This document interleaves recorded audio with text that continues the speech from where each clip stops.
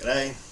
So I overfilled my fermenter a bit much last brew day, and on the ferment, of course, the krausen started coming up through the airlock. I've had a few questions about this over the last few months about what to do. I've had people throw out their airlocks and that sort of thing. I'll show you what I do to quickly clean it up. First thing I do is I usually leave it. I usually leave it till it's settled down. I might throw a towel around it or come out during the day or once a day and just clean up a bit of the mess, and just wait till it's settled down before I bother mucking around with it. That way, when I clean everything up, it'll stay clean. So as you can see, it's a bit gunky. It's all dried up. As you can hear, it's still bubbling, but nowhere near as fierce, and it's not coming out the airlock. There we go. You can see how grubby it is.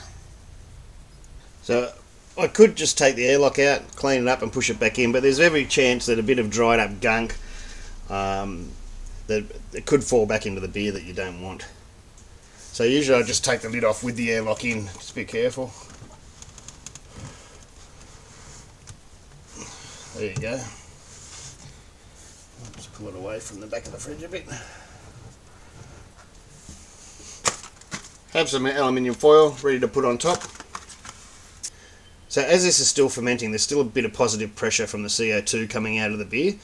And the other thing is there's a bit of alcohol. This is nearly finished fermenting, so there's a fair bit of alcohol in there. So you don't have to worry about too much about things falling into it anyway, wild yeast. You're going to have to be very, very unlucky. It's the same as if I'd opened it up to dry hop it. So what I'll do is I just take this off.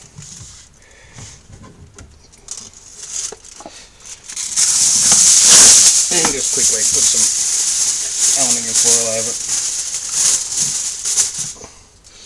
If you're really worried, you could have sanitised the bottom of aluminium foil, but if it's coming straight out of the packet, it should be fine. Oh, that beer smells good. Now I'll just shut the fridge and come back to that later. So now all I do is just give it a good wash.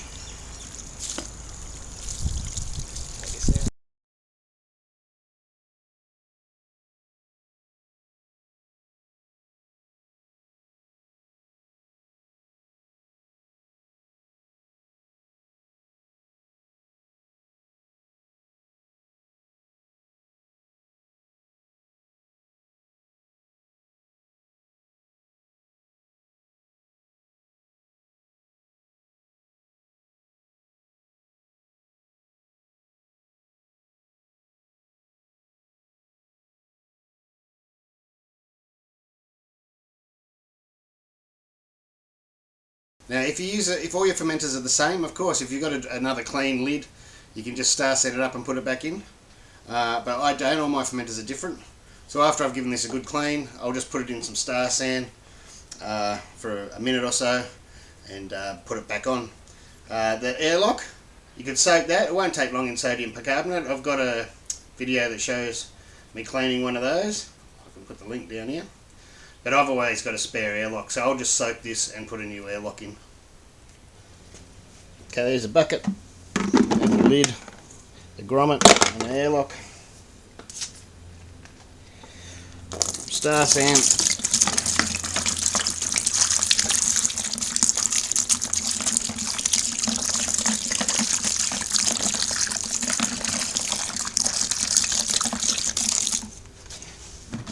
Over that way.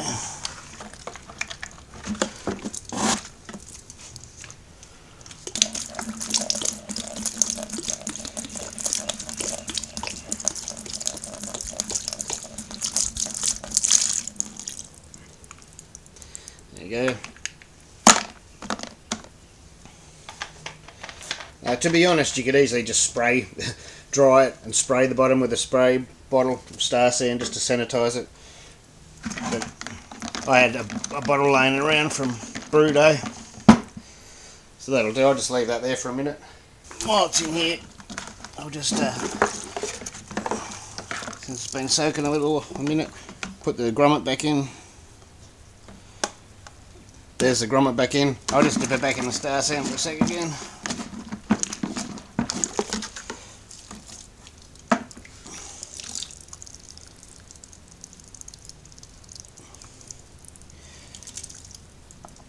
Whack the airlock back in. Whack it back in the star sand. Bit of overkill, but can never be too careful. Back here at the fridge, just before I put the lid on, I'll dry hop with some Cascade. Like that. Grab the lid. Now I've drained off as much of that as I can. Don't fear the foam. Whack the lid back on.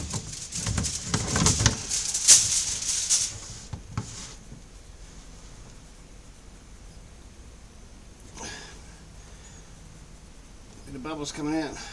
It's alright. Now you can clean that up if you want. That'll dry off though. It's only some bubbles. There we go. Done.